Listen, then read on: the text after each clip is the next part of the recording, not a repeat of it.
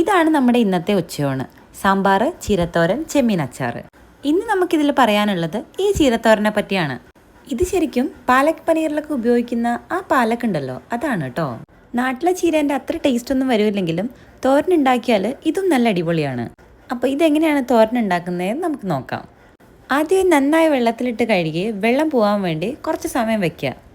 പിന്നെ ഇതെല്ലാം കൂടി അടുക്കി വെച്ച് അരിഞ്ഞെടുക്കുക. വെന്ത് വരുമ്പോൾ ഇത് കുറച്ചൊന്ന് കുഴഞ്ഞതുപോലെ ആവുന്നതുകൊണ്ട് സൈസ് നോക്കി കട്ട് ചെയ്യേണ്ട കാര്യമൊന്നുമില്ല. ഇവിടെ നമ്മൾക്ക് 3 ആൾക്കും ഒരു നേരം കഴിക്കാൻ വേണ്ടി നമ്മൾ ഇത്രയും ചീര അരിഞ്ഞെടുക്കുന്നുണ്ട്. ഇതിലേക്ക് കുറച്ച് മഞ്ഞൾപ്പൊടിയും കൂടി ഇട്ട് നമുക്ക് കുക്ക് ചെയ്തെടുക്കാം.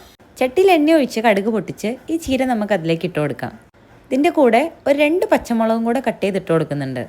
എല്ലാ ചീരയും പോലെ കുക്ക് ചെയ്യുന്നതിന് മുന്നേ ഇത്രയും ഉണ്ടാവുമെങ്കിലും കുക്ക് ചെയ്ത് കഴിയുമ്പോൾ ഇതിൻ്റെ ക്വാണ്ടിറ്റി വളരെ കുറവായിരിക്കും. ഇതിൽ നല്ലോണം വെള്ളമുള്ളൊരു ടൈപ്പാണ്. ഈ വെള്ളമൊക്കെ വറ്റിച്ച് അധികം കുഴഞ്ഞു പോകാണ്ട് എടുക്കണം കേട്ടോ.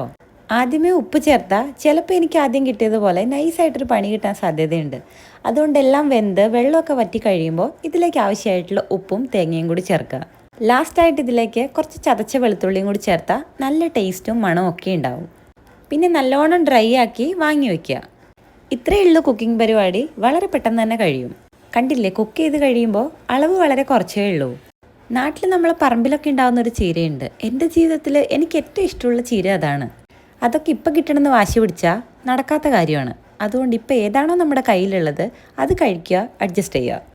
നമ്മുടെ ചോറിൻ്റെയും സാമ്പാറിൻ്റെയും ചെമ്മീൻ അച്ചാറിൻ്റെ ഒക്കെ കൂടെ ഇതൊരു നല്ല കോമ്പിനേഷൻ തന്നെയാണ്. എല്ലാവരും ട്രൈ ചെയ്ത് നോക്കുക. വീഡിയോ ഇഷ്ടമായ ചാനൽ ഒന്ന് സബ്സ്ക്രൈബ് ചെയ്ത് സപ്പോർട്ട് ചെയ്യണേ.